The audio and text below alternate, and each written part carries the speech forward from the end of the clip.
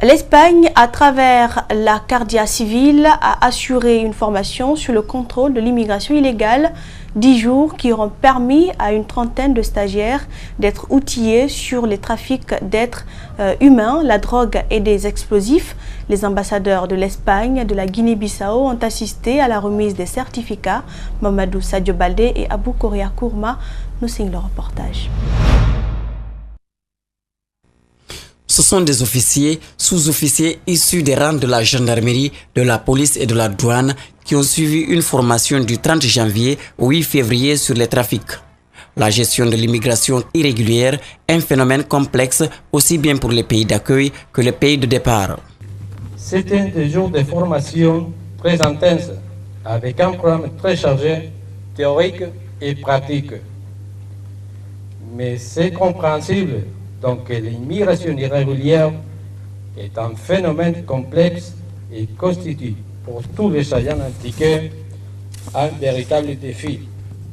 L'Espagne est la porte d'entrée de l'immigration clandestine et la Guinée est un pays qui arrose suffisamment de migrants en Europe. Sa voisine, la Guinée-Bissau, est aussi un autre pays où le trafic prend de l'ampleur. La collaboration franche entre les nations pourrait réduire tous ces phénomènes.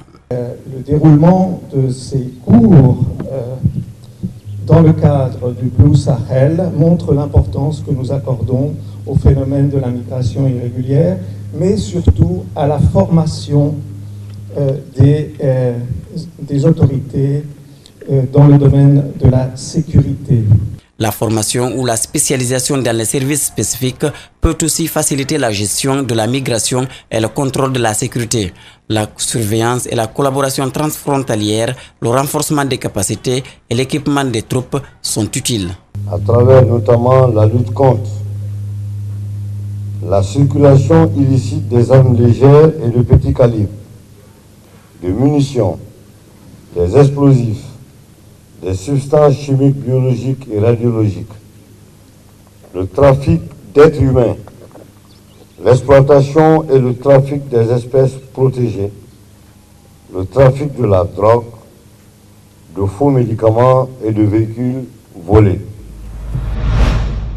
Je vous l'annonçais, la brigade anticriminalité, en collaboration avec le commissariat central de la police de Koya, vient d'interpeller 13 présumés bandits. Ils sont accusés d'attaques à main armée, détention, consommation et vente de drogue. Ce coup de filet a eu lieu dans plusieurs quartiers de Koya. L'un des suspects a reconnu les faits qui lui sont reprochés. Compte rendu, Mamadou Kalisso et Aboubakar Din Kamara. Ces 13 présumés suspects sont répartis en 2 groupes. Le premier est composé de 7 personnes accusées d'attaque à main armée. La perquisition au domicile d'un des suspects a permis de saisir une arme de calibre 12 avec un chargeur d'une PMAK contenant quelques munitions.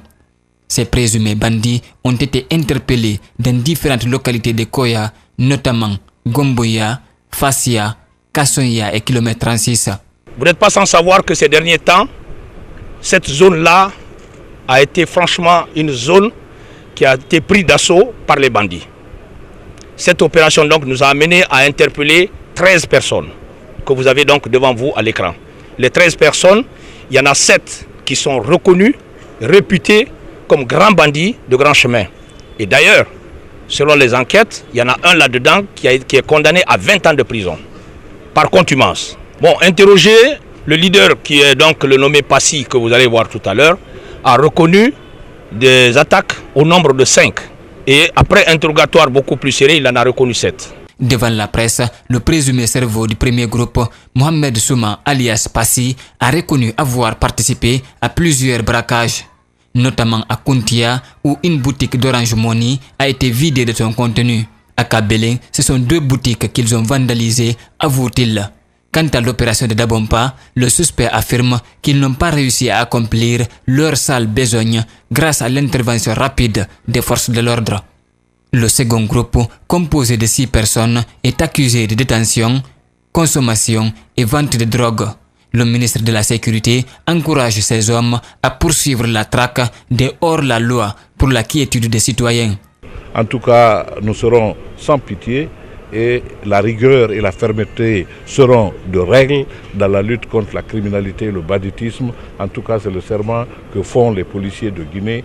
Les suspects ont été déférés à la maison centrale en attendant leur procès.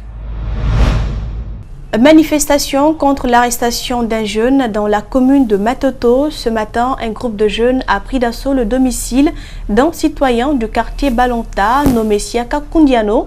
Il l'accuse d'avoir fait arrêter en délire par les gendarmes et déféré à la maison centrale. Celui-ci aurait proféré des injures à l'encontre du plaignant et toute sa famille. Plus de détails avec Ouminatou Sidibé et Lamine Silla. Le jeune Famoussa est poursuivi par Siaka Kundiano pour injure. Le plaignant aurait interdit aux jeunes de jouer au ballon devant son domicile, qui, selon lui, est à chaque fois sali les murs de sa cour. Aussitôt arrêté, cela a suscité la colère chez les jeunes. Le seul crime que j'ai commis, c'est de leur interdire de jouer le ballon devant ma porte. Football qu'ils font ici, il y a des jets de pierre, il y a de la bagarre et puis c'est mes tôles qui font les frais. Pour ça, je leur ai dit, allez à la cantine, vous allez jouer là-bas, il y a de l'espace, il y a suffisamment d'espace. Il m'a insulté père et mère, il a insulté mon grand frère qui a plus de 68 ans d'âge. Voilà, c'est pour ça que j'ai porté plainte. Ces jeunes ont érigé des barricades devant le domicile de Siaka Kundiano pour manifester leur colère. Ils demandent la remise immédiate en liberté d'un Famoussa. Ce monsieur, franchement, il ne comprend pas avec la jeunesse. S'il y a un problème seulement, lui, il appelle les militaires. Hier aussi, la jeunesse, ils sont mobilisés de venir pour qu'ils puissent, laisser le petit. Mais jusqu'à présent, il n'a pas compris. Le matin aussi, donc ça cause de ça, nous aussi, la jeunesse, on dit s'il ne laisse pas le petit, lui aussi, il ne va pas sortir celui. Siaka Kundiano estime que c'est pour protéger sa famille qu'il a saisi les forces de l'ordre. Ça, je ne pouvais pas rester indifférent devant cette situation parce qu'il ne faut pas que ça continue. Il faut que ça s'arrête parce que j'ai ma famille ici. Moi, je sors pour aller travailler et je rentre des fois à 18h, 19h, 20h.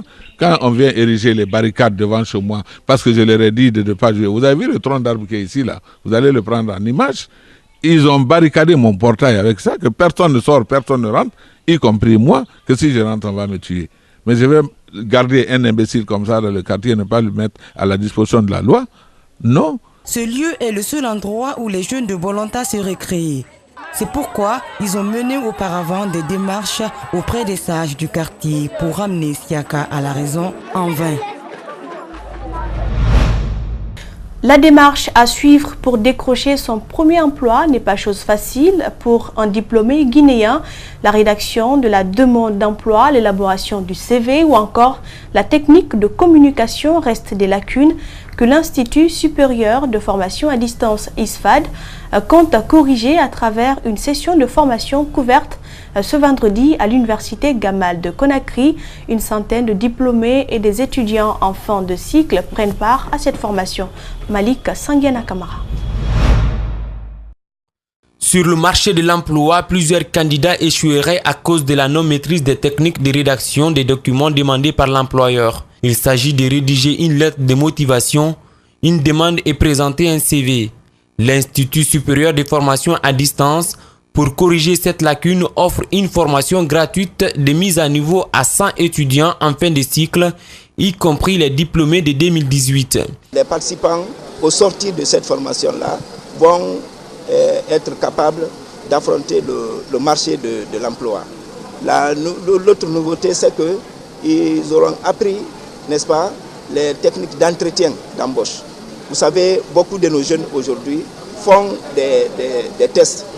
Ils passent des interviews, mais ils échouent tout simplement parce qu'ils n'ont pas la notion d'entretien. Ce programme de formation est financé par la France à travers le Fonds de solidarité pour les projets innovants 2017-2018. Nous avons conscience des difficultés de la Guinée et nous pensons que c'est par une meilleure formation à la recherche de l'emploi que l'on peut sans doute amener nos diplômés de l'université à mieux se valoriser sur le marché de l'emploi et finalement à trouver un travail.